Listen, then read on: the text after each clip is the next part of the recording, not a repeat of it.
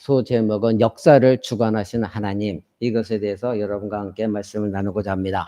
오늘 우리 주일학교에도 말씀을 가르칠 때에 하나님은 지금도 일하시는 하나님, 그래서 하나님은 모든 이 세계를 다스리시고 주관하신 하나님에 대해서 배웠습니다.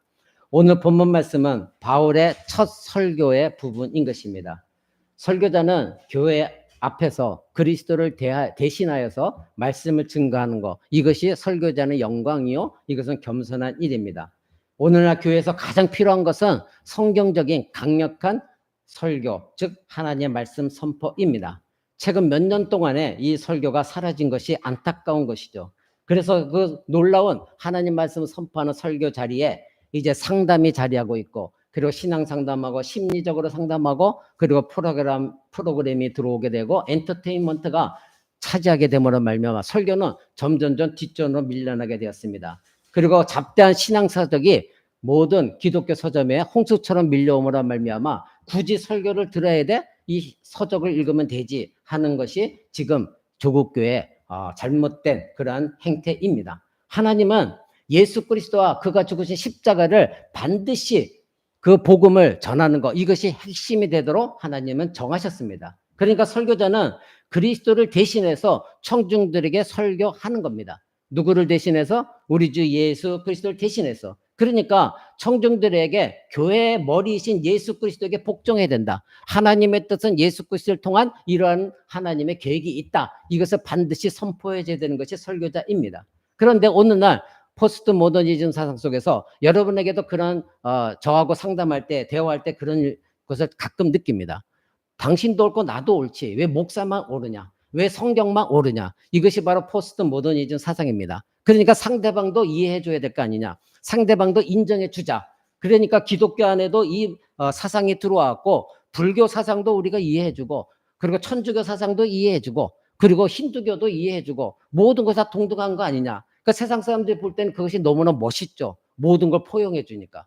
그러나 기독교는 그렇게 말하고 있지 않거든요. 오직 절대 진리는 예수 그리스도뿐이다, 이렇게 말하고 있기 때문에 기독교는 그 포스트 모더니즘 사상 속에 물들 수가 없는 거예요. 근데 오늘날 교회 안에서도 목사님도 옳고 우리도 옳지 않습니까? 그래서 점점점 목사의 설교 권위가 땅에 떨어지는, 그래서 이것을 사단이 그것을 이용해서 점점점 교회가 이 포스트 모더니즘 사상 속에 물들어가 교회에서 말씀의 권위가 사라지고 있는 것입니다. 구약이 됐든 신약이 됐든 설교는 하나님 앞에서 인간의 삶의 심장 박동입니다. 여러분의 심장이 만약에 작동하지 않는다면 여러분 죽은 사람들이에요. 교회에서도 신자에게도 설교 말씀이 만약에 없다고 한다면 교회는 죽은 교회예요. 그리고 그 신자는 죽은 신자예요. 하나님 말씀이 없다고 한다면, 올바른 말씀이 선포되지 않는다고 한다면 아무리 몇천 명이 몰려와도 하나님 보실 때 그 교회는 죽은 교회인 것입니다. 그러니 점점점 오늘날 설교단이 쇠퇴화되어지고 있습니다. 성경적인 설교가 점점점 시대의 흐름에 따라가서 잘못된 것에 모든 걸 내어주고 설교는 사라지고 있는 것이 사실입니다. 그래서 마틴 로이스 존스라는 목사가 있습니다. 제가 이 로이드 존스 이 목사를 굉장히 존경하고 있고, 이 목사님의 책을 많이 읽고, 그리고 이 목사님의 교리서도 많이 읽었습니다. 이분이 이 오늘날 이 설교가 쇠퇴한 이유 세 가지를 말합니다. 첫 번째가 성경의 권위에 대한 믿음이 사라졌다는 겁니다. 그러니까 설교자가 성경에 대해서 확신이 없어요. 믿음이 없어요. 설교자 자체가 그렇습니다. 오늘날 특히 대한민국에는 5천 명만밖에 안 되는 이 대한민국에 신학대학이 너무 많아요. 잡다한 신학대학 포함하면 정말 이거는 이해할 수 없는 신학대학이 너무 많아요. 그러다 보니까 그런 가운데 잡다한 사람들이 들어와 갖고 수많은 정말 자격도 없는 목사를 엄청 한 해에도 몇백 명씩 배출해내는 게 대한민국입니다. 그러니까 그 목사들 가운데는 이 성경의 권위에 대한 믿음이 없는 사람도 너무나 많아요. 그래서 자기 이야기를 주고 하는 사람들이 너무나 많습니다. 근데 성경은 말합니다. 여호와께서 이렇게 말씀하셨느니라. 여호와께서 이렇게 말씀하셨느니라. 그러니까 성경의 권위에 대한 믿음이 없다면 그 사람은 설교단에 서서는 안 됩니다. 이것이 문제인 것이죠. 두 번째는 이 로이드 존스 목사가 말씀한 것이 설교단에 설교꾼들이 너무 많다는 거예요. 감정꾼들이 너무 많다는 겁니다. 즉 전문적인 강단주의자들, 전문적인 강단꾼들, 오늘날 대한민국에도 그런 사람들이 있었죠. 부흥 집회만 다니는 부흥 전문으로 하는 목사들이 있었습니다. 흰 옷을 입고 흰 구두 신고 그래서 막 성도들을 협박하고 위협하고 헌금하게 만들고 이런 사람들이 있었죠. 그러니까 그런 사람들이 오늘날에도 잘못된 설교자들이 있습니다. 감정만을 건드리는 거예요. 하나님 말씀을 선포해서 그들이 회개하게 만드는 것이 아니라 그들의 감정을 자꾸 건드림으로 말미암아 감정적으로 그들을 지배하려고 하는 거. 그래서 사람의 감정을 이용하는 거. 이것이 굉장히 잘못된 설교꾼들입니다. 이것이 오늘날 설교단이 권위를 상실하게 된 주된 원인 중에 하나이다 이것입니다. 세 번째로는 교회가 미디어, 즉 오늘날에 너무나도 SNS나 유튜브가 발전했죠. 그러니까 연극, 책, 만화 이런 거로 설교를 대체합니다. 이것이 사실입니다. 그러니까 세계적으로 우리나라뿐만 아니라 유튜브만 보면 교회가 뭐하러 나가? 이게 유튜브 통해서 들으면 되지. 만화를 통해서 배우면 되지. 그러니까 성경을 읽지 않는 거예요. 성경을 읽는 것이 아니라 그냥 만화 영화를 보고 그랬어 하고 말아버리는 거죠.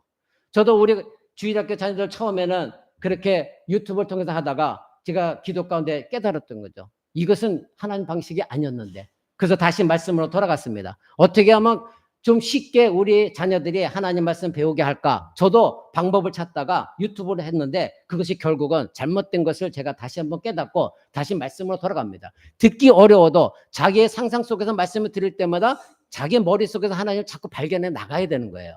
근데 오늘날 미디어, 만화, 책 이런 모든 것들이 교회 설교단을 집어삼켰습니다. 그래서 점점 설교단의 권위가 사라지게 된 것입니다. 또 교회 안에 점점 사회적인 접근이 요즘 유행하고 있죠. 그것은 무엇을 말하냐면 교회가 말씀을 전파하는 것이지 사회에 봉사하는 기관은 아니라는 거예요. 근데 사회에 일원이 돼서 사회에 봉사하는 건 맞아요. 그런데 그것이 주가 돼서는 안 된다 이겁니다. 여러분 한국에도 바퍼 목사들이 많죠. 그래서 말씀을 전하는 것보다 목사 타이틀을 가지고 가난한 사람들에게 밥을 지어서 나눠주는 그곳. 이것이 사회적인 기관으로서는 좋지만 그러나 교회의 본질은 아니라는 거예요. 여러분들이 이미 사도행전 강해를 들을 때 첫 번째 사도들이 어떻게 했습니까? 첫 번째 예루살렘 교회가 세워졌을 때 사단이 그 예루살렘 교회를 파괴시키려고 분열을 일으킨 게 뭐였죠? 히브리파 과부들과 헬라파 과부들 간에 싸움이 일어났잖아요. 그게 어떤 싸움이었습니까? 구제 사역이었잖아요. 가난한 자를 돕는 것인데 거기에서 문제가 생겼어요. 분란이 일어나기 시작했어요. 그때 사도들이 한 말이 무엇입니까? 여러분 이미 배웠잖아요. 사도들이 깨달은 게 이거는 아니다. 그래서 곧바로 사도들은 어떻게 했습니까? 집사들을 세워라. 그리고 우리는 말씀을 연구하고 말씀에 집중하고 기도에 집중하는데 우리는 전념하겠다. 나머지 구제 사역은 너희들이 해라. 그래서 집사들을 세워서 집사를 맡겼습니다. 바로 그겁니다. 오늘 대한민국에도 목사라는 타이틀을 가지고 설교하는 것이 아니라 이와 같이 사회기관에 그들이 나서서 구제 사역하면서 인기를 얻고 그들이 이름을 얻는 거. 이것이 굉장히 잘못된 거예요. 교회는 하나님 말씀을 전파하는 것이지 구제 사역이 주된 사역이 결코 아닌 것입니다. 사랑하는 성도 여러분, 사도들은 초대교회에 이런 문제가 발생하자 바로 그들은 깨달았습니다. 그래서 사도들은 말씀과 기도에 전념하기 시작했던 겁니다. 바로 그것은 왜 그랬을까요? 처음에 예루살렘 교회가 세워졌는데 첫 교회가 세워졌는데 사단이 이것을 말씀을 전파하지 못하도록 여러 가지 잡다한 것에 휘둘리도록 사단이 조장을 한 거예요. 그것을 깨달은 거예요. 그래서 사도들이 이건 아니다. 우리는 하나님의 말씀, 기도 이것에 전념하겠다. 이렇게 곧바로 그들은 깨달았던 것입니다. 사랑하는 성도 여러분, 교회 강단에서 설교는 굉장히 중요합니다. 왜냐하면 성경이 목사에게 명령하는 것은 올바른 성경적인 교리를 가르치라는 거거든요. 근데 오늘날 목사님들이 공부를 안 해요. 그저 편하게 잡다한 전도 방법, 잡다한 이 세상의 이야기. 우리 집사람하고 차 타고 올 때도 그 극동방송에 보면 목사님들 설교들이 계속 나오거든요. 그럴 때마다 짜증이 나요. 그 설교 시간이 약 30분 되는데 20분을 책 얘기, 어떤 프랑스의 작가 이야기, 예술가 이야기 그걸로 한 20분을 흘려보내요. 그리고 10분 가서 조금 말씀을 전하고 예배를 마쳐요. 여러분 그거는 예배도 아니고 그거는 설교도 아닙니다. 근데 왜 그렇게 할까요? 오늘날 청중들이 그걸 원하고 있거든요.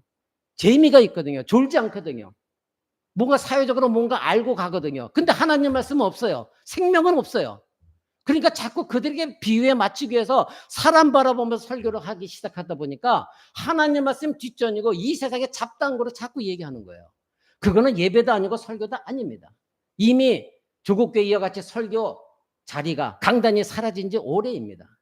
사도행전에서 교회에 세 가지 영적 대각성이 있었습니다. 여러분이 알다시피 성령이 강력하게 임하니까 출중한 설교자가 나타났죠. 누구였습니까? 베드로였습니다. 베드로가 예루살렘 성전에서 첫 번째 설교를 시작했습니다. 여러분 이미 그거 다 알고 계시죠? 아주 현란하게 너희가 바로 예수를 죽인 죄인이다. 예수를 드러냈습니다. 그 다음에 확장된 것이 스데반 집사가 돌에 맞아 순교당할 때입니다. 그 스데반 집사가 설교한 것이 장문의 설교를 했죠. 창세기부터 하나님이 이러이러이러 했다. 너희가 바로 그 예수를 죽인 것이다. 예수가 중심이었습니다.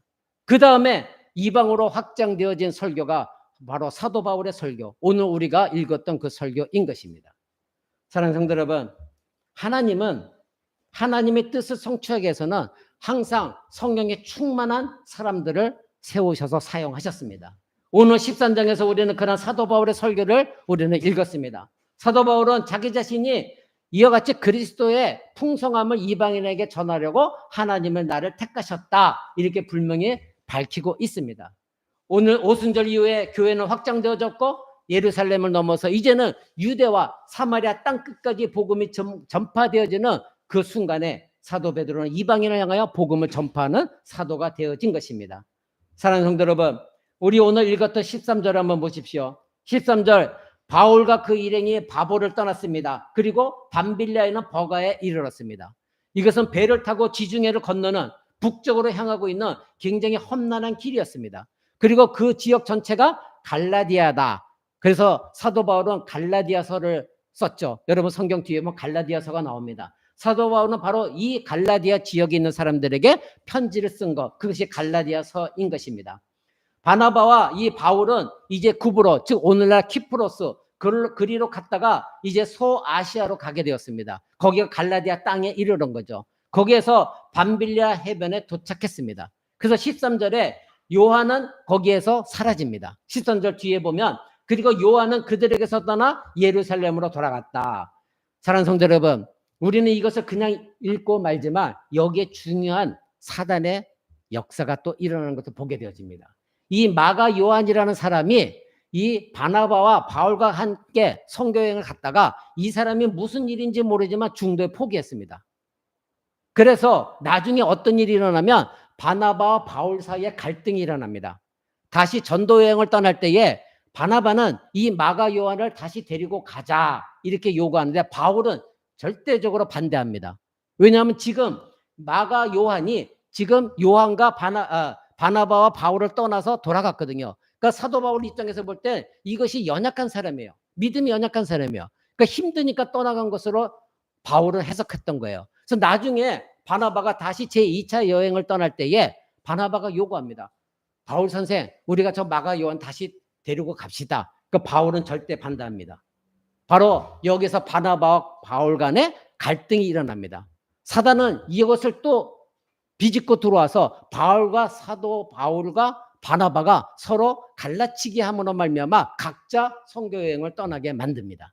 이것이 또 교회가 계속해서 세상에 사단의 표적이 되고 있다는 거 우리는 알아야 됩니다. 여러분, 우리 작은 이 코람도 교회 안에도 끊임없이 여러 가지 일들이 일어나기도 하죠. 바로 그때마다 우리는 그 일을 나타난 현상만 볼 것이 아니라 그 배후에 사단이 지금 이러한 일을 통해서 우리 코람도 교회를 어떻게 갈라치기를 하려고 하는가, 그것을 우리는 발견할 줄 알아야 합니다. 그러려면 여러분들이 정말로 하나님 앞에 무릎 꿇고 기도하고 영적으로 깨어 있어야만이 그것이 발견되어지는 겁니다.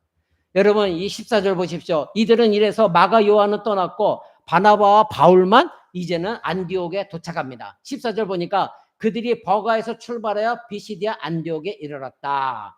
이 버가에서 안디옥까지는 굉장히 험난한 길이라고 합니다. 저는 가보지 못했습니다만 이 비시디아 안디옥이라는 데는 타우루스 산맥 위쪽에 있는 굉장히 고온 높은 곳입니다. 약 해발 1100m 정도에 있는 곳이라고 합니다. 매우 험난한 길이었죠. 근데 이 안디옥은 그때 당시에 굉장히 유명한 도시였고, 그리고 이 로마 황제의 식민지였습니다. 그리고 아까 말한 갈라디아 지역에 있는 남부의 행정 중심적인 도시였습니다. 그런데 그곳에 흩어진 유대 그리스도인들이 많이 살고 있었습니다. 여러분들 알다시피 스데반이 돌에 맞아 죽고 나서 많은 핍박이 있었을 때에 유대 그리스도인들은 그 핍박을 펴여 각 지역으로 흩어졌다는 거, 디아스포라 흩어졌다는 걸 여러 번 말씀을 드렸습니다. 근데 여기까지 유대인들이 와서 많이 살고 있었던 것입니다. 그런데 바울은 그렇다면 왜 버가라는 지역에서 설교를 하지 않았을까요? 왜 곧바로 안디옥으로 가고 버가에서는 설교하지 않았을까요? 나중에 이 사도 바울은 갈라디아에서 그렇게 고백합니다. 자기가 그때 많은 육체적인 약함, 즉 병이 들었었습니다. 어떤 병인지는 말하고 있지 않지만 자기 자신 육체 안에 굉장히 연약한 부분이 들어와서 하나님께 간절히 기도하고 있었던 것을 우리는 보게 되어집니다. 그러니까 이 사도 바울은 버가에서 설교하지 못한 것이 육신이 너무나 병들어 있었기 때문에, 그래서 그때 당시 아마 전염병이 유행했으니까 아마도 전염병에 걸렸던 것 같아요. 그래서 말씀을 전파하지 못했던 것 같습니다. 어쨌든 바울은 버가에서 설교를 하지 않았습니다. 그는 몸이 굉장히 아픈 상태였기 때문에 이제 설교를 하지 않냐고 아픈 몸을 이끌고 그 고원을 지나 안디옥이라는 데까지 넘어갔던 것입니다. 굉장히 험난한 길이었고 절벽을 타고 넘어야 되는 길이었습니다. 울퉁불퉁한 길이었습니다. 그리고 그 산맥에는 계곡이 많이 있었는데 거기에는 강이 2개가 있었는데 험난한 강이었다고 합니다. 그러니까 아픈 몸을 이끌고 이 바나바와 함께 안디옥까지 가는 그 길이 얼마나 힘든 길이었겠습니까? 오늘날로 말하면 교통으로 그저 배 타고 가거나 비행기로 한번 휙 날아가면 그만이지만 그때는 모든 것이 걸어서 가야 되는 그 상황 속에서 굉장히 힘든 여정이었습니다. 하나님의 은혜에 매인 받은 사람들은 이와 같이 그 어떤 길이라도 하나님의 은혜에 이끌려 그 길을 마다하지 않고 가는 사람들입니다. 그런데 저와 여러분들은 조금만 나에게 힘든 일이 있으면, 조금만 불편한 일이 있으면 복음 전파하는 것도, 그리고 하나님 말씀대로 사는 것도, 예배하는 것도, 그렇죠? 성경 공부하는 것도, 모든 것이 나에게 불편해요. 그런데 진실로 이 시대에 그렇게 모든 게 불편한 가운데서도 이 사도 바울과 바나바는 오직 하나님 말씀을 전파하는 그것 때문에 은혜 속에서 그 모든 험난한 길을 넘어갔습니다. 사도행전 13장 14절에 결국 그들은 안디옥에 이르러 안식일날 회당에 들어가 앉았다. 14절에 그렇게 말하고 있죠. 전 세계로 흩어진 유대인들은 그들이 정착하는 곳마다 뭐를 세웠냐면 회당을 세웠습니다. 근데 그 회당이라는 것은 예배 드리는 장소가 아니라 하나님의 말씀을 가르치는 장소였습니다. 그러니까 그들이 정착하는 곳마다 유대인들의 특징은 회당을 세우는 것이에요. 그러니 이 안디옥이란 그 먼 곳까지도 유대인들 가서 정착하게 되었는데 그들이 그곳에서도 회당을 세웠던 것입니다. 그런데 바울은 선교지를 가는 곳마다 그 회당을 먼저 찾아갔습니다. 그래서 그 회당을 먼저 찾아간 이유가 첫 번째는 그 회당에는 이미 준비된 청중들이 있었기 때문입니다. 즉 예수님을 알고 하나님을 알고 있는 유대인들이 있었기 때문에 내가 저들에게 하나님의 말씀을 또 전하리라, 이런 마음이 있었던 것이죠. 두 번째로는 그 회당에 모여 있는 사람들이 바로 이 사도 바울의 설교를 들을 줄 아는 사람들이다, 받아들일 줄 아는 사람이다 생각했기 때문에 회당에 가서 말씀을 전했던 것입니다. 세 번째로는 바로 바울은 유대인이기 때문에 이 유대인에 대한, 자기 민족에 대한 굉장히 애틋한 마음이 있었어요. 사랑하는 마음이 있었어요. 저들이 예수 그리스도 올바로 믿고 저들이 올바른 구원 확신을 가지고 하나님을 만나기를 원하는 간절한 그런 소망이 있었습니다. 그래서 사도 바울은 로마서에서도 보면 유대인들은 하나님의 택하심 받은 자들이다. 근데 유대인들이 하나님을 버렸으나 하나님은 유대인 가운데 남은 자를 아직도 사랑하고 계시고 그들을 구원하기를 원하신다, 이런 말씀을 많이 합니다. 하나님은 절대 유대인을 버리시지 않았습니다.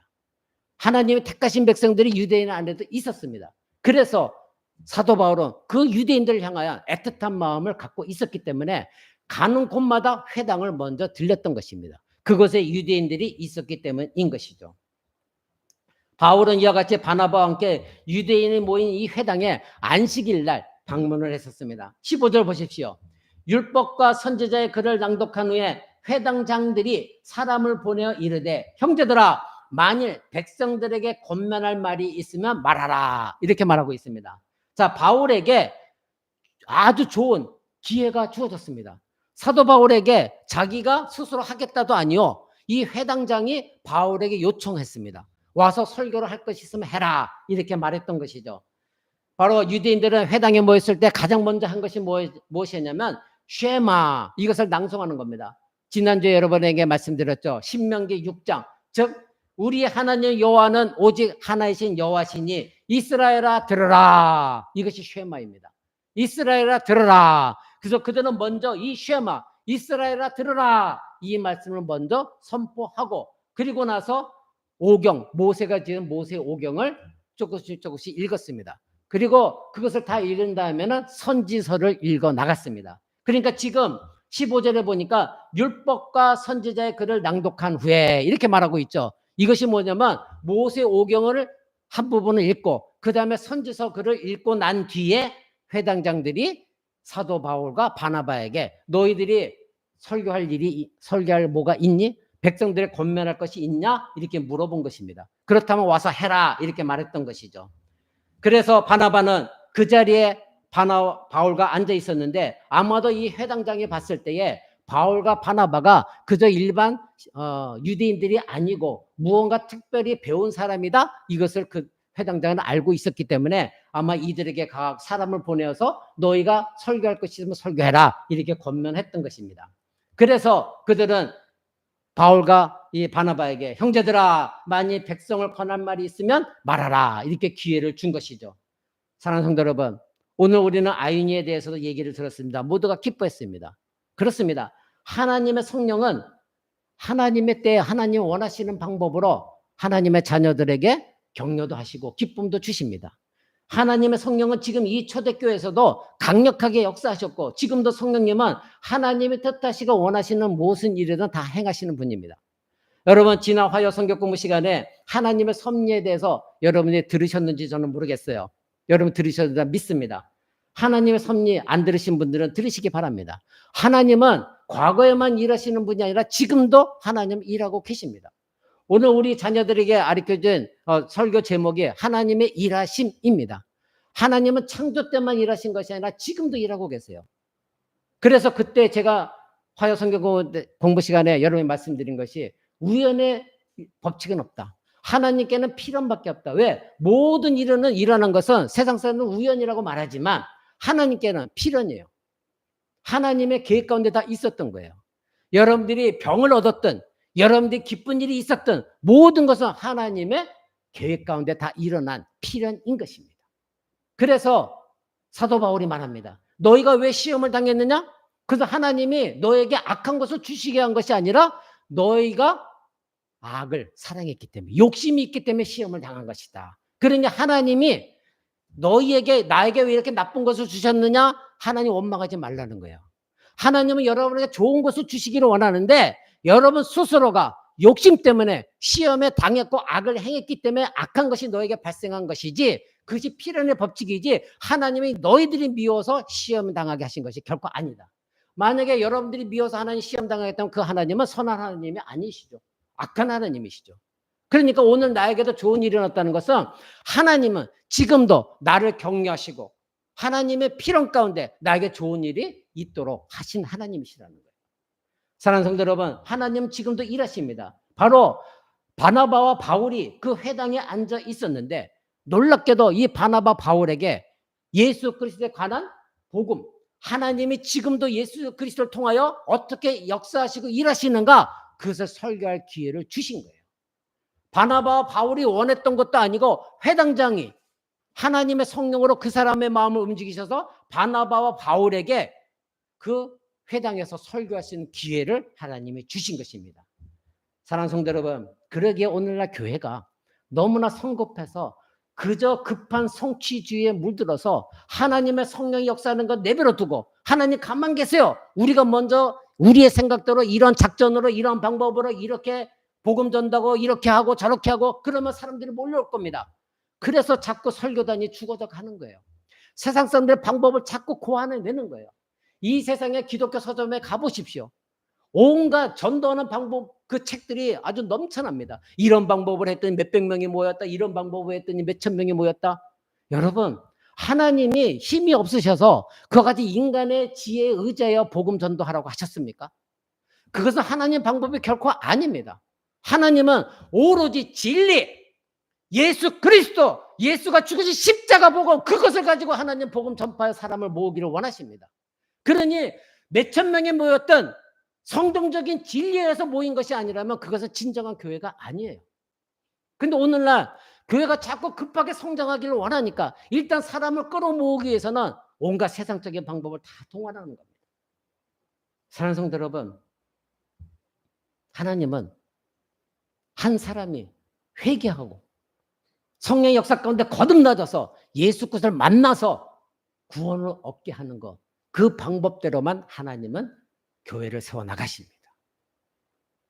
오늘날 교회에 수많은 사람이 있다고 해서 다 구원받는 것은 아닙니다. 그 안에는 쭉정이도 너무나 많아요. 알곡은 별로 없어요. 여러분에게 누차 말씀드린 대로 예수 믿으면 교회 나오면 복 얻는다, 부자가 된다, 성공한다. 수많은 사람이 교회에 몰려왔습니다. 지금도 있습니다. 그런 사람들 다 쭉정입니다. 사랑하는 성도 여러분, 지금 사도 바울과 이 바야바에게는 놀라운 기회가 주어졌습니다. 하나님의 말씀을 선포할 수 있는 기회를 하나님이 주신 것입니다. 교회 예배당에서는 오직 하나님의 성경적인 복음, 성경적인 말씀만 선포되어져야 됩니다. 군중을 모이게 하는 유명 인사를 초청하여 간증 집회하는 거 지극히 잘못된 것입니다. 그들에게 설교단을 주는 거 지극히 잘못된 것입니다. 그런 교회 가서 여러분 보십시오. 그 간증 집회가 끝나면 그 다음에 설교자는 설교를 못합니다. 다 사라져버립니다. 간증 집회가 너무 재밌었거든요. 그러니까 더 이상 설교를 들을 필요가 없거든요. 다 미친 짓입니다. 사랑하는 성도 여러분, 물론 간증도 때로는 필요합니다. 그래서 여러분에게 말씀드렸죠. 우리가 설교가 아닌 예배 시간이 아닌 사적으로 모인 데서 간증이 필요하다. 그것은 인정한다. 그런데 여러분, 간증과 설교는 다릅니다. 간증과 설교는 분명히 구별할 줄 알아야 돼요. 간증은 사람의 말이에요. 그렇죠? 설교는 하나님의 말씀이에요. 너무나 차원이 달라요. 근데 오늘날 성도들이 이걸 구분을 못해요. 설교는 하나님의 주관적인 말씀을 하나님 앞에 설교, 가르치는 거예요. 교리를 알려주는 거예요. 그게 설교예요. 간증은 사람이 자기가 경험한 걸 개인적으로 주관적으로 말하는 게 그게 간증이에요. 여러분, 이것이 얼마나 큰 차이인지를 모르십니까? 근데 오늘날 조국교회는 간증에 매달리고 있어요. 누가 간증한다면 연예인이 온다 그러면 그냥 옆에 있는 교회까지 다 동원합니다. 근데 그 사람들이 하나님 말씀할 땐 다 졸아버리거든요. 여러분, 설교 말씀과 간증과는 분명한 차이가 있는 것입니다. 설교는 하나님의 주권적인 말씀 선포인 것이고, 간증은 인간 주권적인 것, 자기의 개인의 경험, 그것은 진리가 될 수가 없습니다. 결코 진리가 아닌 것입니다. 그 간증한 사람이 어떤 거짓말을 섞어서 하는지 우리는 몰라요. 그러나 성경의 말씀은, 제가 만약에 여러분에게 거짓말한다면 이 성경이 제가 거짓말한다는 것을 밝히고 있잖아요. 그게 진리를 선포할 수밖에 없는 거예요. 그것이 간증과 설교의 차이점입니다. 여러분, 우리가 오늘 읽지 않았으나 그 44절 한번 보십시오. 뒤에 44절. 다음 안식일에는 온 성이 거의 다 하나님의 말씀 듣고자 하여 모였다. 이 말씀 무엇이냐면, 사도 베드로가 이 회당장이 요구한 대로 가서 설교를 했더니 그것에 모인 사람들이 하나님의 은혜에 감동되어진 거예요. 아, 이것이 하나님의 말씀이구나. 그래서 그 다음에는 사도 바울에게 부탁한 거예요. 뭐라고요? 온 성에 있는 거의 모든 사람들이 하나님 하면서 또 들려달라. 다음 주에 우리가 또 오겠다. 그러니 또 들려달라. 우리가 다른 사람들까지도 다 데리고 와서 너의 그 하나님 말씀 듣게 하겠다. 이러한 일이 발생하게 되어진 것입니다. 사랑하는 성도 여러분, 여러분 어떻습니까? 물론 저에게 그런 능력이 없습니다만 여러분들이 은혜를 받았다고 한다면 여러분 그 내가 받은 바 은혜를 여러분의 주변 사람들에게 나눈 적이 있습니까? 내가 오늘 예배에 갔더니 하나님 나에게 말씀을 통해 이렇게 은혜를 주셨다. 깨달음을 주셨다. 내가 혼자 갖고 있기에 너무나 아깝기 때문에 내 주변에 있는 사람들에게 하나님이 이런 분이셔. 내가 몰랐어. 이렇게 깨달았어. 너무나 감동이 되어졌어. 다음 주에는 한번 너도 들어보지 않겠니? 다음 주에 가서 너도 한번 그 말씀을 들어보고 싶지 않니? 여러분 권면한 적이 있으십니까? 이 회당에 모였던 안디옥에 있는 이 유대인들은 자기들이 그 바울을 통해서 하나님의 말씀을 듣고 나서 감동되어졌기 때문에 이제는 우리가 다 온 성에 있는 사람들을 알리겠다. 그래서 그 사람들이 데리고 오겠다. 그래서 그 사람들이 당신의 말을 듣고 싶어한다. 이렇게 말하고 있는 것을 보게 되어집니다. 16절 한번 보십시오. 이에 바울이 이제 회당장이 바울에게 와서 말씀을 전하라고 했습니다. 16절. 이에 바울이 일어서서 손짓하여 이르되. 자, 이거는 유대인들의 습관입니다. 즉 사람들에게 말씀을 전할 때에 먼저 손짓합니다. 이런 강단에 올라가고 조용하십시오. 이게 손짓합니다. 그 손짓 딱 한 뒤에 뭐라고 했습니까? 이스라엘 사람들아 이렇게 외칩니다. 이스라엘 사람들아 들으라 이렇게 말하고 있는 것을 보게 되집니다. 자, 설교자는 사람들의 관심을 끌어야 됩니다. 하나님의 말씀이 선포되지니까 너희는 이제부터 나에게 집중하라. 즉 개인 나에게 집중하는 것이 아니라 내가 선포하는 말씀에 집중하라. 손을 딱 펼칩니다. 그래서 모인 모든 회중들이 그 설교자에 집중합니다. 그럴 때에 들으라 이스라엘아 이렇게 말하고 있는 것을 보게 되집니다. 여러분 16절 보십시오. 근데 어떤 사람이 들으라? 하나님을 경외하는 사람들아 들으라. 즉 하나님을 경외하는 사람, 하나님을 사랑하고 하나님의 거룩하신 분이기 때문에 두려워하는 그런 사람들아 들으라. 그런 사람들만 들으라는 겁니다. 누구입니까? 하나님을 경외하는 사람들.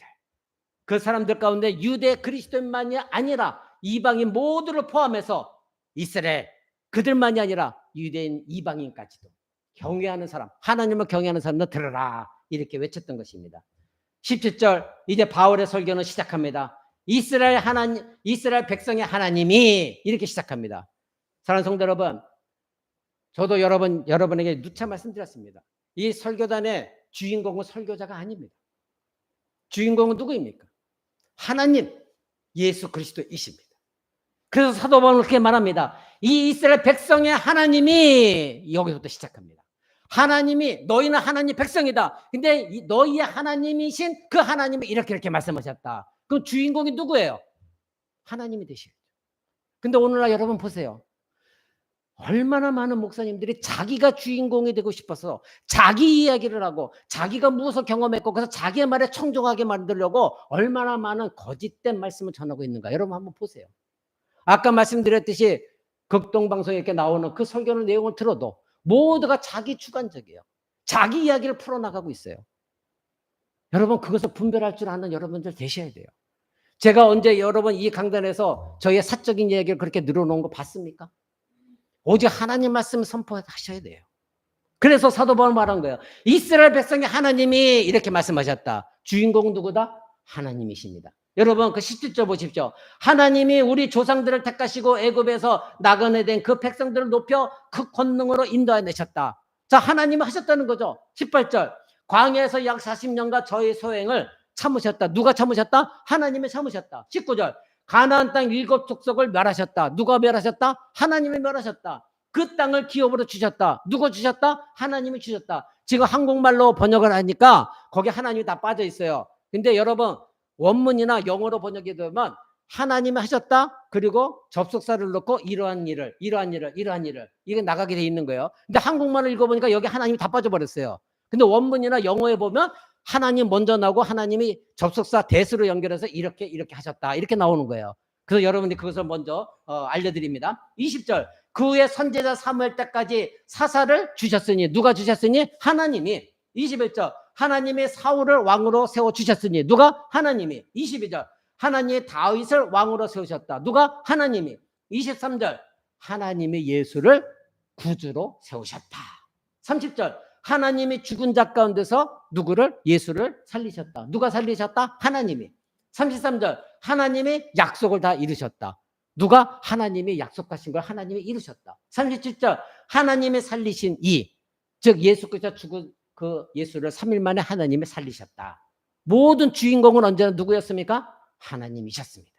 그리고 두 번째 주인공은 하나님의 아들로 오신 예수 그리스도. 바로 23절에 나옵니다. 여러분 이것을 볼 때 설교는 무엇입니까? 하나님이 모든 일을 행하셨는데 핵심은 어디가 있습니까? 여러분 우리가 23절을 아직 안 봤지만 23절의 핵심이 있어요. 하나님은 예수 그리스도를 제시하고 있는 것을 보게 되어집니다. 23절 보십시오.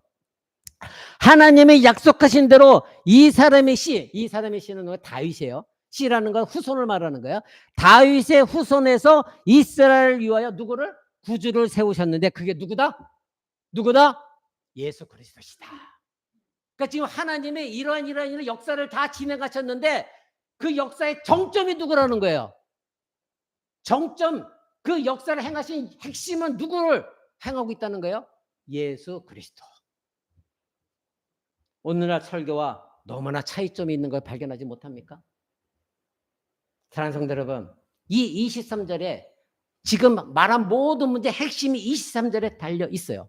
하나님의 약속하신 대로 하나님은 아담과 하와가 죄를 지은 이후로 약속을 하셨다는 거 여러분 이미 알고 있잖아요. 창세기 3장 15절에 여자의 후손이 반드시 나오는데 그 여자의 후손이 아담과 하와를 무너뜨린 그 사단의 머리를 짓밟을 것이다. 약속하셨잖아요. 그 약속이 지금 하나님께서 다윗의 자손으로 오게 하신다. 근데 그것이 지금 이루어졌다. 사도 바울은 이거를 말하고 있는 거예요. 아멘. 여러분 이런 말씀을 전할 때 여러분 아멘 하셔야 돼요. 제가 설명할 아멘이 아니라 하나님이 이런 말씀을 하나님 스스로가 이루셨다. 이것이 진리입니다. 이것이 아멘이에요. 근데 여러분 그렇게 기독교 방송이 이런 데 보세요. 아멘꾼들이 너무 많아요. 아무 말도 아닌데 아멘 아멘 아멘. 목사님이 여러분 오늘 날씨 더우시죠? 아멘. 무조건 아멘이에요. 아멘꾼들 다 신문났어요. 전도사며 부목사며 그 사람들은 거기 앉아있는 의무가 목사님 한마디 할 때마다 아멘이에요. 이거 참으로 이해할 수 없는 거예요. 아멘은 하나님 말씀이 올바로 선포될 때 그것이 진리입니다. 나는 그것을 믿습니다. 그것이 아멘으로 나와야 되는 거예요. 사랑하는 성도 여러분, 바울은 이 설교 첫 부분에서 이스라엘 하나님, 그 하나님께서 행하신 것, 역사하신 것, 이 모든 것들을 설명하고 마지막에 23절에 그렇게 말한 거예요. 하나님이 이제 예수를 제시하신 것. 하나님이 이 예수를 세우셨다. 누구로? 구세주로서 세우신 것이다. 여기서 설교자 바울은 절대 나오지 않습니다. 자기 자신은 뒤로 감추었고 오직 누구만 내세웠습니까? 하나님과 예수 그리스도. 그분만이 주인공으로 등장했습니다. 바로 사도 바울의 이 설교를 보면서 우리는 세 가지 핵심을 보게 되어집니다. 첫 번째, 예수님은 역사의 정점이라는 겁니다. 온 인류사의 역사의 정점입니다. 역사를 포함해서 인간이 직면하는 가장 큰 질문 중에 하나는 무엇입니까? 이 역사는 도대체 어디로 흘러가고 있느냐? 우리는 왜 이렇게 힘들게 살고 있느냐? 우리는 왜 죽기 위해 지금 살아가고 있느냐? 이것 아닙니까? 모든 철학자라든가 정치가들이든가 역사가들이 그렇게 연구하고 있는 게 뭐예요? 이 도대체 이 역사, 이 지구상의 모든 역사 어디가 정점이냐 이거죠. 어디가 마지막이냐 이거예요. 그래서 성경은 우리에게 제시하고 있습니다. 우리는 무신론자가 아닙니다. 그렇기 때문에 이러한 일에 냉소적일 필요는 없습니다. 바울이 지금 설교하고 있는 이 회당에 모이는 유대인들은 역사관이 있었습니다. 그들은 하나님의 말씀을 알고 있었기 때문에 이 역사가 어디로 흘러가고 있는지는 알고 있었어요.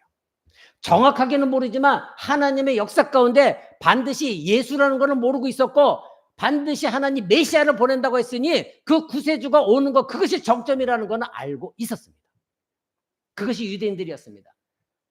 하나님은 하나님의 거룩한 백성들과 교제하기를 원하시고 하나님의 영광 받으기를 원하십니다. 그래서 사람을 창조하셨거든요. 근데 이 사람이 아담과 하와가 하나님과 인격적인 교제, 그래서 하나님께 영광을 돌리는 걸 거부하고 사단의 속임에 넘어가 죄를 범하였습니다. 그래서 하나님과 인격적인 교제는 끊겨졌습니다. 그래서 더 이상 하나님께 영광을 돌릴 수가 없었습니다. 그런데 하나님은 사람을 창조하신 이유가 자기의 형상과 자기의 모양대로 오직 유독 사람을 자기의 모양과 형상대로 창조하신 이유는 짐승과 대화하기를 원하신 것이 아니라 사람과 대화하고 사람과 교제하고 그래서 사람을 모든 만물을 창조하시고 마지막에 사람을 지으셔서 모든 동물과 식물을 다스리게 하셨거든요. 누구 대신에? 하나님 대신에. 그래서 그것이 하나님의 기쁨이고 하나님의 영광이 되어지도록 사람을 창조하셨거든요. 그런데 이 인간이 하나님의 명령을 어기고 사단의 속임에 넘어가서 죄를 범하였습니다. 더 이상 하나님과 교제는 있을 수가 없습니다. 생명적인 교제는 없었습니다. 그들은 죽음밖에 없는 것입니다. 하나님께 영광이 되어지지도 않았습니다. 그래서 하나님은 바로 죄 없는 인간 누군가가 이 죄 많은 인간을 대신해 죽어야만이 이 죄가 용서되어지기 때문에 죄 없는 하나님의 아들 예수 그리스도를 인간의 몸을 입혀 이 땅에 오시게 하셔서 그 죄를 지은 인간 대신에 십자가에 죽게 하시고 피를 흘리심으로 말미암아 우리의 죄가 사함받도록 하셨습니다.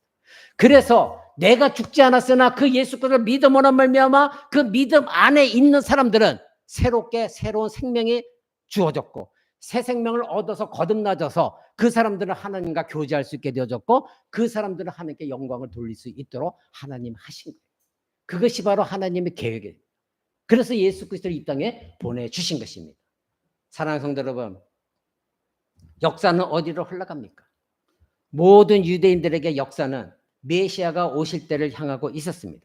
바로 메시아가 중보자로서 십자가의 죽음을 통해서 하나님과 인간 간의 교제가 회복되어지고 하나님의 영광을 돌리게 되는 그 하나님의 나라, 그 하나님 나라가 다시 회복되어지는 것, 그것이 하나님의 계획이었습니다. 그러니 궁극적으로 역사는 어디를 향하여 나갑니까? 예수 그리스도를 통하여 하나님과 인간이 교제하고 하나님께 영광을 돌리는 그것이 하나님이 원하셨던 최종 목적입니다.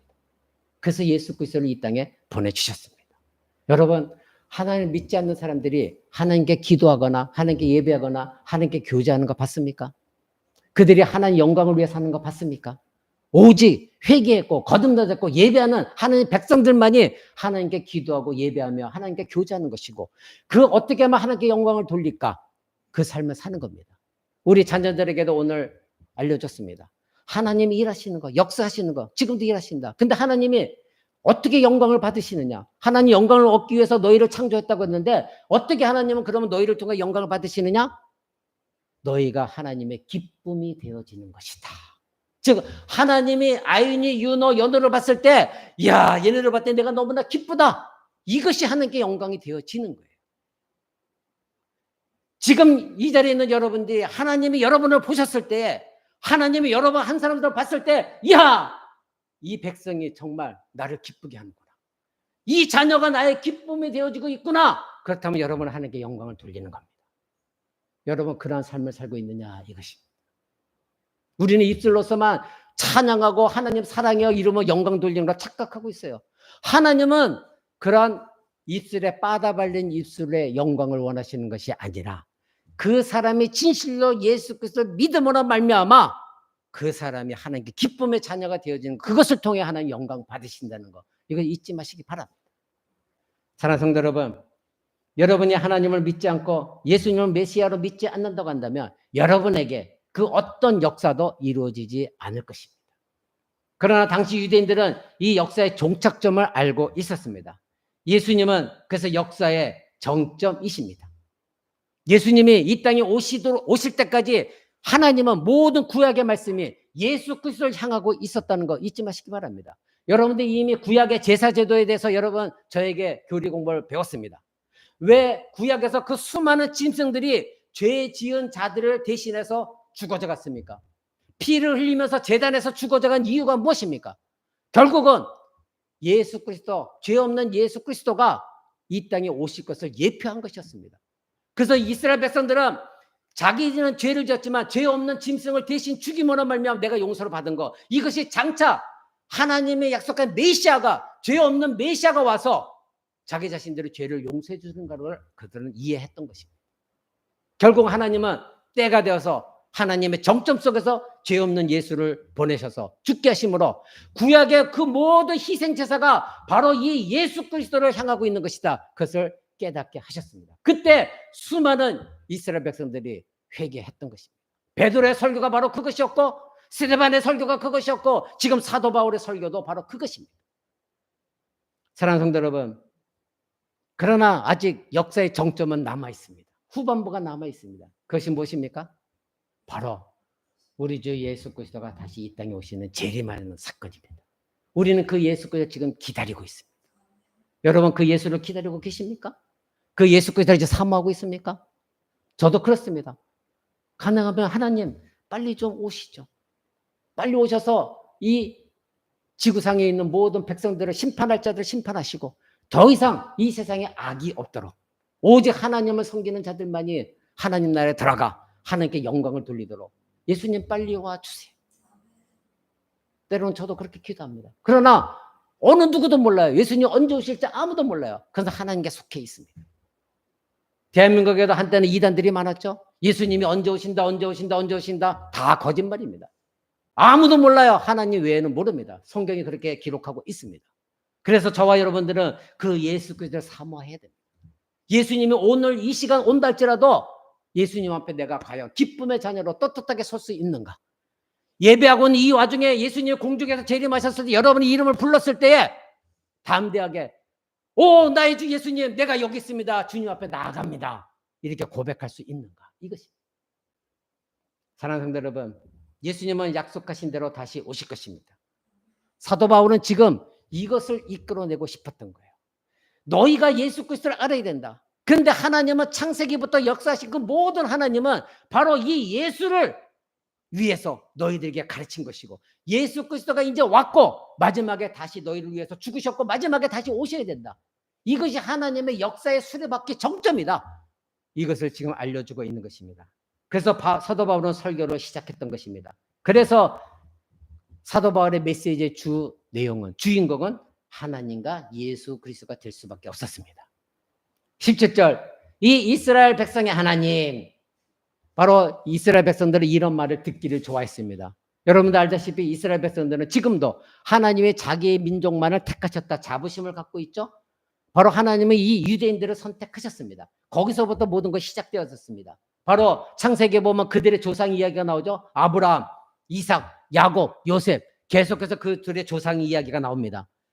사도 바울은 그것을 지금 말하고 있어요. 너희 조상들을 하나님 택하셔서 너희가 지금 이렇게 하나님 백성이 되어졌다. 이렇게 지금 말하고 있는 것이죠. 그러니까 우리의 조상의 하나님, 우리의 조상을 택하신 그 하나님, 이것은 무엇입니까? 하나님의 주권적인 선택을 말하고 있는 거예요. 왜 그 많은 민족이 있었는데 왜 하나님은 하필은 유대인을 택하셨는가? 이것은 하나님 주권 속에 있는 거예요. 여러분 이미 하나님의 주권에 대해서 배웠죠? 선택론에 배웠죠? 여러분 이것을 은혜가 되어져야 돼요. 이런 말씀 드릴 때마다 죄인으로 살았던 나를 하나님을 알지도 못했던 나를 창세전부터 하나님이 나를 택하시기로 결정했기 때문에 이 시대에 하나님의 주권적으로 내가 무엇을 잘했든 잘못했든 그것을 관계하지 않고 나를 택하셔서 부르셨다는 거. 그래서 이 자리에 앉아서 예배를 드리게 하셨다는 거, 나를 구원해 주셨다는 거, 이 하나님의 주권적인 선택 이것에 대해서 여러분 감동감하시고 감사해야 돼요. 그랬을 때 그런 사람의 은혜를 받는 거예요. 그런데 하나님 나를 택하셨든 말든 나는 어쨌든 택했는데 나는 교회 오기가 너무 힘들어. 예배하는 것도 힘들고 졸리고 따분하고 봉사하는 것도 힘들고 왜 이렇게 신앙생활하는 게 힘들어? 이런 사람들은 내가 택감 받았다는 것에서 자부심이 없어요. 근데 지금 이스라엘 백성들은 그런 말을 듣기를 좋아했어요. 이스라엘 백성들아 하나님이 너희를 택하셨다. 너희 조상 이라는 사람을 택하셔서 너희가 오늘 있는 것이다. 이것에 이렇게 큰 자부심을 갖고 있었습니다. 사랑하는 성도 여러분 17절 보십시오.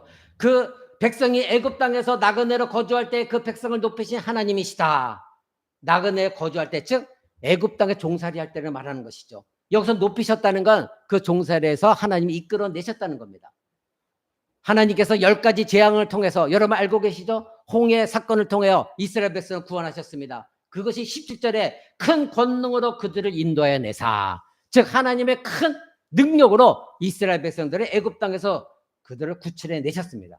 바울은 우리 조상들을 말하면서 창세기부터 시작해갖고 이제는 너희를 출애굽시켰다. 어디로 넘어가고 있습니까? 출애굽기로 지금 넘어가고 있는 겁니다. 그러니까 지금 사도 바울은 성경 전체를 통틀어서 구약 성경 전체를 통틀어서 지금 말하고 있는 거예요. 여호와께서 모세를 통하여서 이렇게까지 일을 행하셨다. 하나님이 너희를 이끌어내셨다. 이것을 말하고 있는 것입니다. 18절 보십시오. 그런데 그렇게 이끌어내고 광야에서 40년간 너희 조상들의 악행을 참으셨다. 여러분 이미 잘 알고 계시죠? 이스라엘 백성은 광야에서 40년 동안 하나님께 얼마나 불평, 불만, 툭하면 우리는 다시 애굽 땅으로 돌아가고 싶어. 애굽 땅에서는 노예로 살았지만 거기는 고기 까마가 있어서 우리는 고기를 먹었어. 부추도 먹었어. 우리는 이런 고생하지 않았어. 우리는 그때가 좋았어. 얼마나 하나님께 불평, 불만했습니까? 여러분도 마찬가지 아닙니까? 여러분의 은혜로 구원을 받은 것이 가장 크다고 입술로는 고백하면서도 나에게 조금만 불편이 오면 왜 하나님 나에게 힘들게 하시는가? 왜 저런 사람 만나게 하셨고 왜 우리 가정은 이렇고 왜 나는 이렇고 나는 왜 맨날 힘들고 왜 맨날 왜 하나님 나에게 힘든 환경만 주셨고 맨날 불평하고 있잖아요. 바로 광야 이스라엘 백성들이 여러분과 같았어요. 근데 여기서 지금 뭐라고 했냐면 광야에서 이스라엘 백성을 하나님이 그 악행을 참으셨다는 거예요.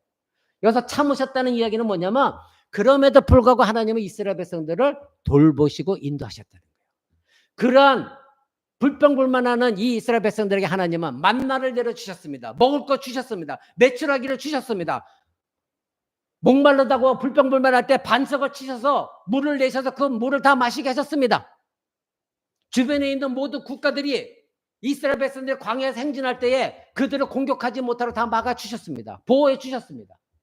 근데 이스라엘 백성들 그것을 깨닫지 못했던 겁니다. 19절 보십시오. 그 땅을 기업으로 주시고 이제는 여호수아로 넘어갑니다. 출애굽해서 여호수아로 넘어가요.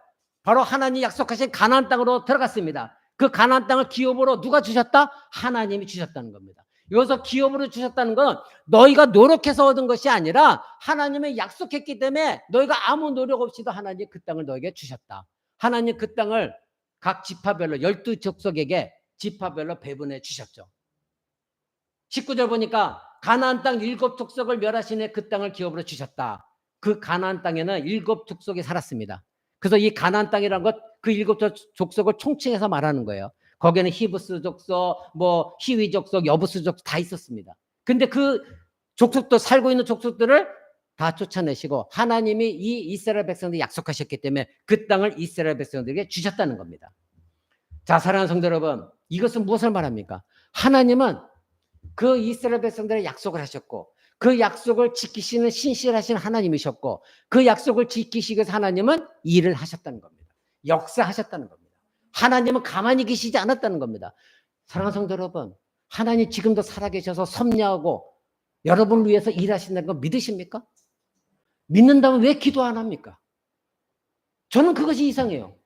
믿는데 왜 기도 안 합니까? 하나님께 간구하는 것을 들어주신다는 건 입으로는 알아요. 지식적으로는 아는데 왜 기도 안 하십니까? 왜 그 하나님을 의지하지 않으십니까? 어린아이들은 그렇게 하지 않더라도 하나님 어린아이 천진난만하기 때문에 하나님 기도를 들으세요. 근데 여러분은 이미 하나님을 알고 있어요. 성인이에요. 의도적으로 기도를 안 해요. 그러면서 난 하나님을 믿어요. 그러면서 나중에 일이 이루어지면 왜 하나님 나한테 불평과 불만만 해요. 하나님이 지금도 일하고 계시고 역사하신다는 걸 여러분 믿으신다면 기도하셔야 돼요. 그 하나님 붙드셔야 돼요. 사랑하는 성도 여러분, 기도하시기 바랍니다. 20절 보십시오. 그 후에 선지자 사무엘 때까지 사사를 주셨으니 이 사사라는 것은 하나님께서 왕을 세우시기 전에 하나님 원하셨던 건 이스라엘 백성들을 사사를 통해서 직접 통치하기를 원하셨어요. 그래서 사사를 주셨던 것입니다. 바로 그 사사 중에 한 사람이 삼손이었죠. 그리고 지난 시간에 우리가 한나의 기도를 들었죠. 한나, 어머니의 기도 한나. 그 한나가 그토록 하나님께 자식을 못 낳다가 기도했을 때 얻은 것이 누구였습니까? 사무엘. 그래서 하나님께 드렸죠. 그래서 사무엘이 마지막 사사였습니다. 그리고 사무엘은 또한 제사장이었고 선지자였습니다. 사랑하는 성도 여러분, 21절 보십시오. 그 후에 저희가 왕을 구하거늘, 즉 하나님은 사사를 주셔서 사사를 통해 직접 하나님 통치하기를 원하셨는데 이스라엘 백성들은 하나님 아니에요. 우리도 저 주변 국가처럼 인간 왕을 주세요. 왕을 원했었습니다. 하나님 필요 없습니다. 우리를 직접 눈에 보이는 통치자를 주세요. 왕을 원했던 것이죠. 그래서 하나님은 그 악한 백성들의 기도도 응답하셔서 누구를 주셨습니까? 사울 왕을 주셨습니다. 여러분, 여기서 우리가 알아야 될 게 사람들의 욕망이 하나님의 이 역사적인 계획을 바꿀 수는 없어요. 그들은 욕망해서 누구를? 사울을, 인간 왕을 원했어요. 그래서 하나님은 주셨어요. 그러나 하나님은 이것이 하나님의 인간에게 굴복당해서 주신 것이 아니라 이미 사울을 왕으로 그들의 욕망대로 주셨으나 사울 왕 때에 하나님은 누구를 기름 부어서 왕으로 세우셨습니까? 다윗 왕. 다윗이 어릴 때부터 하나님은 다윗 왕에 기름 부어서 왕으로 세우셨어요. 그러니까 그 시대에는 왕이 2명이었습니다. 이스라엘 백성이 자기 욕망 속에서 인간 왕을 원했기 때문에 하나님 왕을 주긴 주셨지만 하나님의 계획은 거기서 끝난 것이 아니라 그래 니들이 원하는 데 주는데 반드시 너희가 원하는 왕이 어떻게 처참하게 죽는가를 실패하는가를 봐라. 그리고 즉각적으로 하나님이 원하시는 다윗 왕을 기름 부어 세우셨습니다. 결국 다윗 왕은 사울 왕은 어떻게 됐습니까? 40년 동안 통치했지만 자기의 욕망대로 이스라엘 백성들의 하나님을 통치하다 하나님 명령에 불순종하고 결국은 패위당했습니다. 아말렉 전투에서 하나님께서 명령하셨습니다. 이 아말렉 족속은 이스라엘 백성들이 출애굽하고 나서 광야를 갈 때에 이 이스라엘 백성들을 가로막고 공격했던 족속이 아말렉 족속입니다. 그래서 하나님은 절대적으로 이 너희가 가나안 땅에 들어갔을 때 아말렉 족속을 용서하지 말아라. 왜? 하나님의 계획을 방해한 족속이기 때문에 반드시 진멸시키라 말씀하셨습니다. 사울 왕 때에 전쟁이 터졌습니다. 아말렉과 싸움이 있었습니다. 근데 하나님께서 명령하십니다. 아말렉 왕을 반드시 죽여라. 그리고 아말렉에서 전투가 전리품을 하나도 취하지 말고 다 불살라 버려라. 근데 사울은 그 아말렉 전투에서 이겼는데 아말렉 왕을 포로로 잡아옵니다. 그리고 기름진 양과 소 그리고 금은 보화를 전리품을 가지고 옵니다. 이건 하나님 명령에 반한 것이었습니다. 그때 사무엘 선지자가 한나의 기도를 통해 얻어진 이 사무엘 선지자가 이 사울 왕에 갑니다. 왕이시여, 당신은 지금 하나님께 불순종했습니다. 그래서 하나님이 당신을 폐위하실 것입니다. 결국 폐위당했습니다. 그러면 사울 왕은 하나님 명령을 받았으면서 왜 그 왕을 적대에 있는 아말렉 왕을 포로로 잡아왔을까요? 왜 전리품을 가져왔을까요? 여러분 잘 생각해 보십시오. 인류 역사상 어떤 전쟁이 일어나면 그 상대방을 무찔렀으면 반드시 전리품이 있습니다. 그리고 그 상대방 왕을 포로로 끌고 옵니다. 왜? 그래야 그 나라 백성들이 개선 장군으로 들어오는 그 왕을 환영하는 겁니다. 아, 저 왕을 저렇게 붙들고 왔구나. 우리 왕이 승리했구나. 저렇게 엄청난 전리품을 다 갖고 왔구나. 우리 왕이 최고다. 그래서 그 왕을 높이는 겁니다.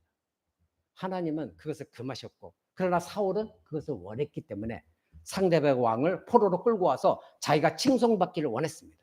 그리고 봐라, 내가 이렇게 전쟁에서 승리해서 이 모든 전리품을 갖고 왔다. 자기가 드러나지기를 원했던 겁니다. 하나님이 이미 이것을 알고 있었기 때문에 사울에게 그것을 금했는데 사울은 그것을 명령을 어기지 않고 자기의 욕망 속에서 불순종하여 그 전리품도 갖고 왔고 그 왕도 포로로 잡아온 것입니다. 결국 하나님은 이 사울 왕을 폐위하셨습니다. 그리고 22절 보십시오. 그를 폐하시고 다윗을 왕으로 세우시고, 그렇게 나오죠. 다윗을 하나님이 세우셨습니다. 사무엘은 이 사울 왕에게 가서 말합니다. 사무엘상 13장 13절에 보면 이렇게 말합니다. 시간이 없기 때문에 제가 읽어드립니다. 왕이 명령한 바를 지키지 아니하였으므로 여호와께서 그의 마음에 맞는 사람을 구하여 여호와께서 그를 그의 백성의 지도자로 삼으셨습니다. 이미 끝났습니다 말합니다. 그게 누구였습니까? 다윗이었는데 거기에 표현을 잘 보십시오. 여호와께서 하나님의 마음에 맞는 사람을 택하셨다는 겁니다. 하나님의 마음에 맞는 것, 즉 다윗을 성경은 뭐라고 얘기하냐면 하나님 마음에 가장 합한 자다 이렇게 말합니다. 즉 하나님 보실 때 가장 하나님 마음에 드는 사람이다 이겁니다. 그러면 왜 사울은 하나님께 합한 자가 아니고 다윗 왕만이 하나님께 합한 자였을까요? 여러분 그 22절 보십시오. 이렇게 말합니다. 바울이 다윗을 왕으로 세우시고 증거하여 가라사대 내가 이새의 아들 다윗을 만나니 내 마음에 합한 사람이다. 내 뜻을 다 이루게 하리라. 아멘. 내 마음에 합한 자가 누구라고요? 다윗이라는 겁니다. 왜 다윗을 택하셨을까요? 하나님의 뜻을 이루는 자이기 때문이다. 이렇게 성경은 말합니다. 22절 다시 보십시오. 다윗을 왕으로 세우시고 증거에 가라사대 내가 이새의 아들 다윗을 만나니 내 마음에 합한 사람이다. 내 뜻을 다 이루는 자다. 즉 하나님이 생각하고 계획하신 것을 순종하여서 하나님의 뜻을 이루는 자가 하나님 마음에 합한 자다 이겁니다. 사랑하는 성도 여러분, 여러분은 하나님 마음에 합한 자입니까? 어떻게 하면 나를 구원하신 그 하나님 뜻에 맞게 살면서 하나님이 나에게 원하시는 그 뜻대로 살기를 원하는 마음을 갖고 있느냐 이것입니다. 내 유익에 따라 하나님을 믿었다가 내 유익에 따라 하나님을 버리고, 여러분 혹시 그렇게 살고 있지는 않습니까?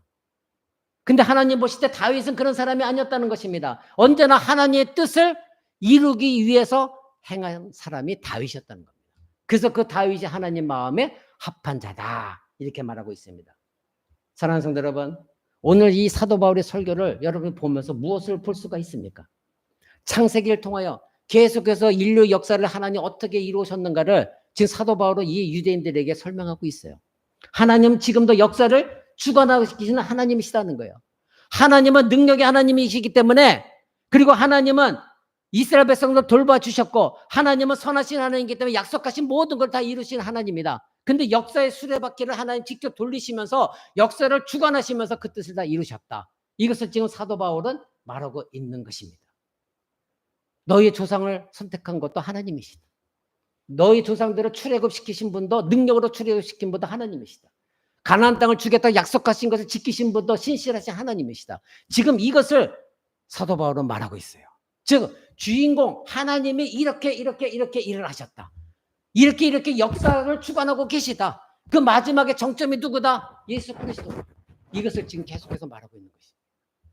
사랑하는 성도 여러분, 예수님이 오시지 않았다면 인류 역사에 아무런 의미가 없었을 것입니다. 모든 정점은, 역사의 정점은 예수 그리스도입니다. 그래서 저와 여러분들이 구원을 얻은 것입니다. 오늘 우리는 역사가 어디로 흘러가야 되는지, 그리고 역사의 정점은 누구인지를 우리는 배웠습니다. 우리 주 예수 그리스도께서 다시 이 땅에 오셔서 하나님의 영광스러운 나라를 세우실 것입니다. 그리고 우리는 그 나라를 사모하면서 매일매일 여러분의 삶 가운데 고난이 올지라도 우리는 그 나라를 바라보고 살아가는 사람들이기 때문에 참고 견디며 찬양하며 인내하고 살아가는 사람들입니다. 하나님 약속을 붙들고 살아가는 사람들입니다. 이것이 하나님이 저와 여러분을 창조하신 이유이고 저와 여러분을 구속하신 이유인 것입니다. 여러분의 삶 가운데 고난이 닥쳐도 일이 일비하지 마십시오. 오늘 해 걸었다가 내일 풀이 죽어 있고 하나님이 계시 안 계셔서 여러분 그런 정말 어리석은 신앙생활 하지 마시고요. 항상 일관성 있게 지속적으로 그 하나님만 바라보십시오. 그때 하나님은 여러분을 통해 놀라운 일들을 일으키십니다.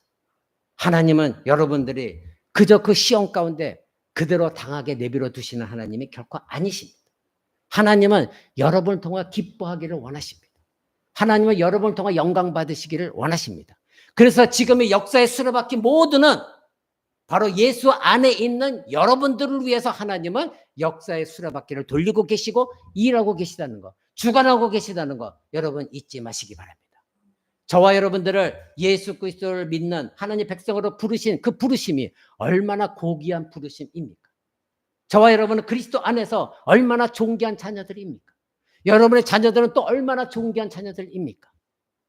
여러분들은 이 인류 역사를 주관하고 계시는 그 하나님을 붙들고 의지하는 여러분 되셨을 때 하나님은 여러분과 여러분의 자녀를 통해서 하나님은 그 일을 행하십니다.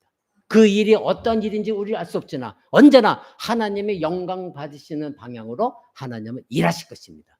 이것을 믿는 저와 여러분 되었을 때 여러분의 삶은 언제나 하나님을 찬양하고 하나님 기뻐할 수밖에 없는 그런 삶이 되어질 것입니다. 기도하겠습니다.